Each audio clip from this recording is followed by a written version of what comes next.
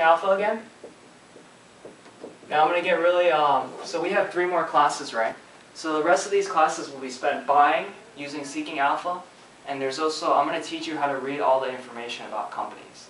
Now, it's perfectly, if you can't understand like some of the stuff for companies, well, we'll get there. I'll find a way to simplify it. Let's go to Seeking Alpha first. So Midori, even though we came up with a list last time, right? It's been 1 week, right? So that list might be outdated, right? People might have new ideas. Let's go to Seeking Alpha again. Short and long ideas. Yep. Oh, good. You guys remember everything. Long, short. Why always long is more than short? No, it doesn't have to be. You can be more risky. Why? You can be crazy. Okay. Now, before we start, actually go to long short ideas, whatever. Before we start this, right? So you learn about portfolio allocation in Laura's class, right? You know what's very important? So, growth and value. The reason why you have these strategies is because you can make money from them. You can make more money than if you invest in McDonald's. So if you invest in McDonald's and it does well, you might make 8% if you get lucky. Or actually, it's only around 3%. It's actually very small. I'll be honest. You can get lucky sometimes. Right? So these are big companies like McDonald's, and then Google might be a little higher or whatever, right? But then, let's say if you invest in a good growth company that's growing very fast, you can get 15, 20% return. So this 20% just means money you make, right? So $100, you make $120. But usually when you buy stock, you're buying more of it. So if you invest $1 million and you get 20%, you make $200,000. Right? Value can make you like 20, 30%, whatever.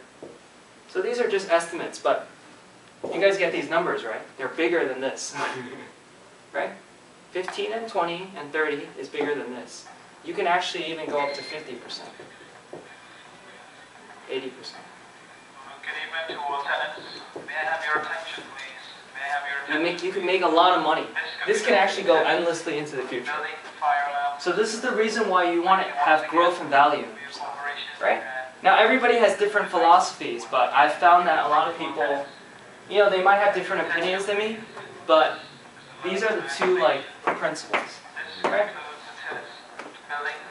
Just think about, right? There's good people and there's evil people in the world, right? But there's just some people who are not good or evil. They're just like over here. And we don't know what this person is, right? Does that make sense? Like most people are either male or female, right? And you might just have just one trained person right there. Does that make sense? Okay, cool. So this is just to tell you these are pretty I'm not teaching you like crap. Okay, so let's get started. So this is the reason why. Now portfolio allocation, right? The total portfolio is 100%. Okay? That's all your money, right? So in this game, we're going to assume that we have $100,000. Ooh, oops. Too many zeros. $100,000, right? This is just pretend money, obviously. I'm not giving this to you. Okay. Now, something to understand about portfolio allocation is, so typically in life, a lot of people have stock, maybe, not 60%. So whatever you have in your portfolio depends on the type of person you are, right? If you're very aggressive, you want more stock, right? So, but a lot of people just do something like maybe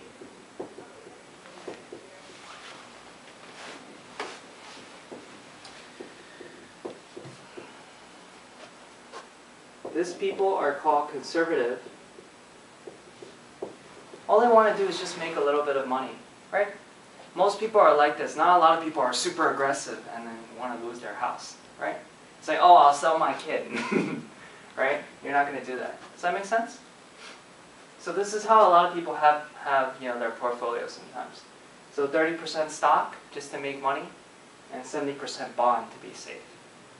Now the one bad thing about a simulator is that bonds are actually very, very complicated.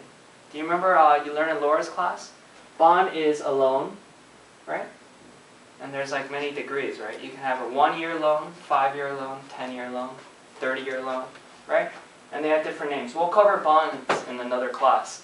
But the thing is, for this simulator, I can't actually simulate bonds because you need a special system for bonds. Because the bond market is based on it's a machine called Bloomberg. Bloomberg is like a machine that like you can get prices for these. So this is the only thing I can't like go through. But I'll actually cover how much you can put inside. We'll go into that in the future. Okay.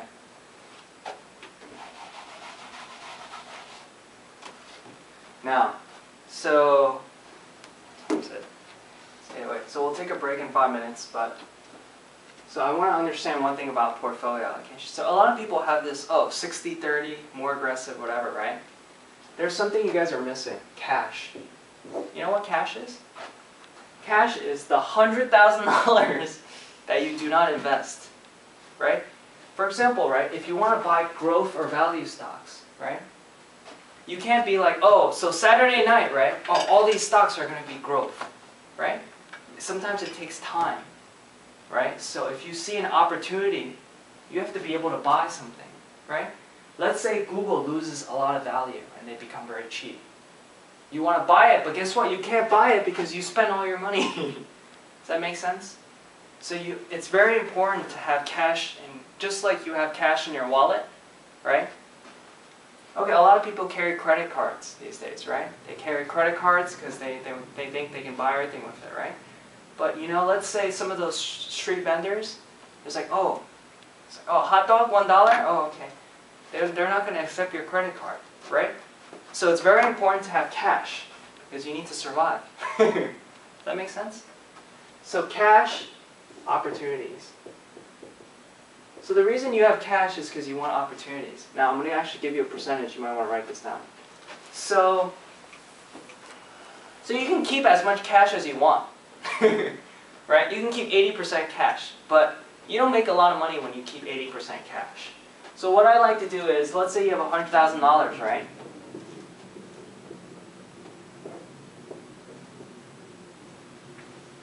Okay. Now, do you know why I say 20 to 30% cash? The reason why I say 20 to 30% cash is because this is how much it takes. Okay.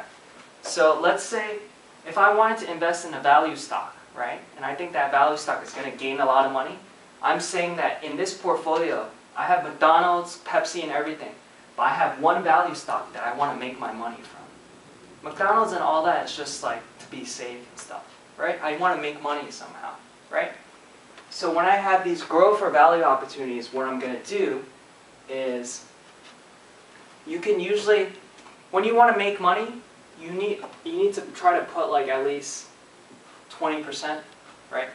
20% gives you, like if you buy if you have $100, right, $100,000, and you spend $20,000 on a stock, you can buy enough stock to make a certain amount of money. Does that make sense? Right? So this is like, so for example, if you only had 10% cash, right, and you think a stock is going to go up, you can still make money, but then the money you make is less. You know what I mean? So usually 20 to 30%, if you buy 20 to 30% of using the cash you have, if you think a stock's going to go up, you can make money. So when there's a good opportunity and you have this much money, it's a good sign. And the reason why I say 20 to 30% is because 40 is a little bit too much cash. You're not using up all your... But the thing is, what you can do is, if you see two opportunities, what you can do is, let's say one of it, you think it's going to grow really fast or whatever, so you'll put 20%, right? And you think another one is very cheap, so it's going to grow 100%, but you don't have that much money left, you'll put 10% here. So this is for two possible opportunities, right? Right. So part of portfolio construction, always remember, it's really important to have cash. A lot of people don't talk about this. I don't know why, but you need to have cash, right? Also, when the market goes bad, right, and you lose all your money, that's not good either. Right? This cash might help you buy the cheap things and then help you build your way back up. Make sense? So you need cash for opportunities. So right now you might say, oh, this is growth, this is value. Oh, I have money, I can buy this. Right? But you don't want to miss out on opportunities either. Right?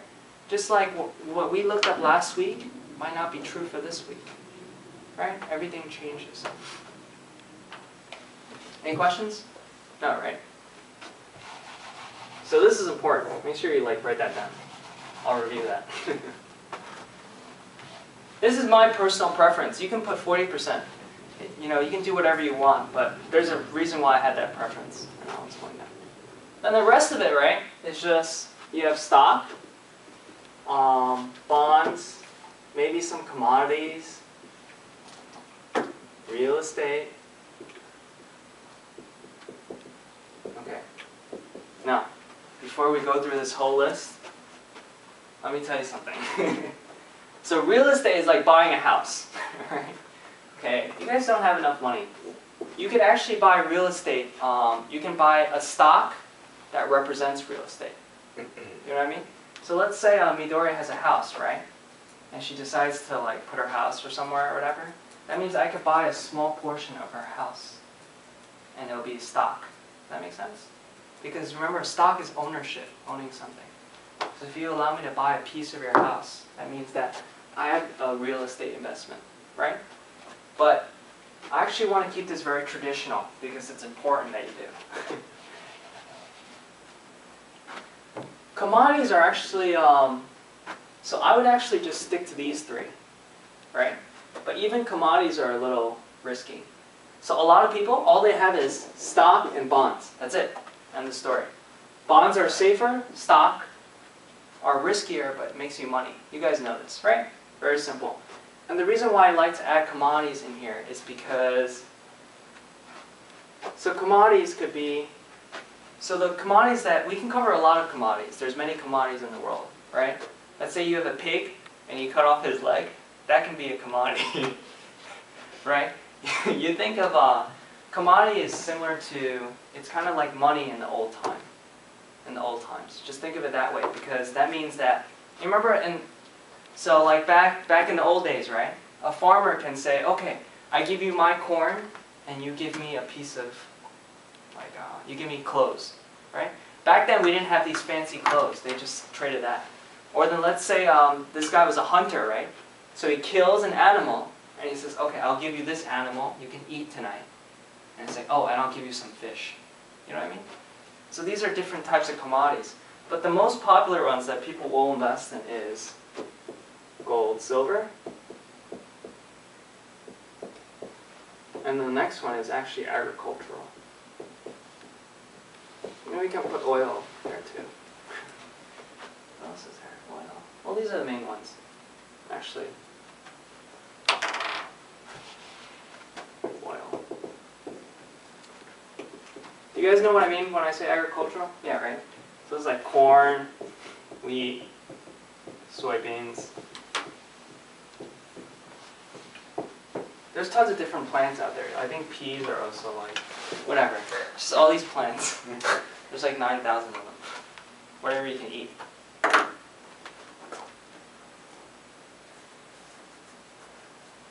Okay. Does that make sense? So that means for this portfolio, I want you to keep in mind that we have cash, stock, bonds, and the reason why I have commodities, before I let you guys get a break, oh wow, geez, I went over.